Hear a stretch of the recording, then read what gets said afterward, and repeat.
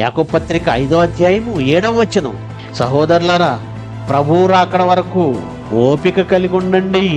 కష్టాలు వచ్చినాయని తొలక్కండి, అవమానాలు వచ్చాయని తొలక్కండి, నిందలు వచ్చాయని తొలక్కండి. క్రీస్తునందు మీరు ఫలించండి.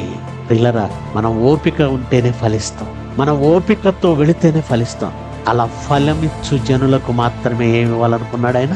ఒకనాడు ఇశ్రాయేలీయులకు ఇచ్చాడు, కానీ వాళ్ళు దేవునికి చెందవలసిన ఫలాలను దేవునికి చెందనివ్వటం లేదు. త్రోవ తప్పించేస్తున్నారు, మిరింగేస్తున్నారు. ఈరోజు మనం దేవుని కొరకు ఫలాలుగా నిలబడ్డాం. ఎస్, మనం ఫలాలు త్వరగా చనిపోతామని తెలిసిన తర్వాత ఇంకా దేనికండి ఆశపడాలి? ఓపికగా మనం చావు వరకు ఎంత పని చేయొచ్చో అంత పని చేద్దాం. ఓపికతో ఫలించండి. ఒకవేళ ఫలించలేదా, అది మీ యొద్ద నుండి తీసివేయబడి దాని ఫలమిచ్చు జనులకు ఇవ్వబడును. ఈరోజు మనకి ఇవ్వబడింది, మనం జాగ్రత్తగా ఉండకపోతే మన దగ్గర నుంచి తీసివేయబడి ఇంకోళ్ళకి ఇవ్వబడుతుంది. గనుక ఫలం ఇవ్వలేదా సంఘాన్నే తీసేస్తాడు. నువ్వు ఫలించట్లేదా సంఘంలో నుంచి తీసేస్తాడు. రెండో ఉన్నాయి.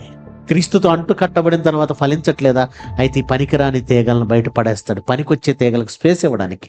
లేదు, సంఘమే ఫలించటం లేదా, అయితే సంఘాన్నే శూన్యం చేసేస్తాడు.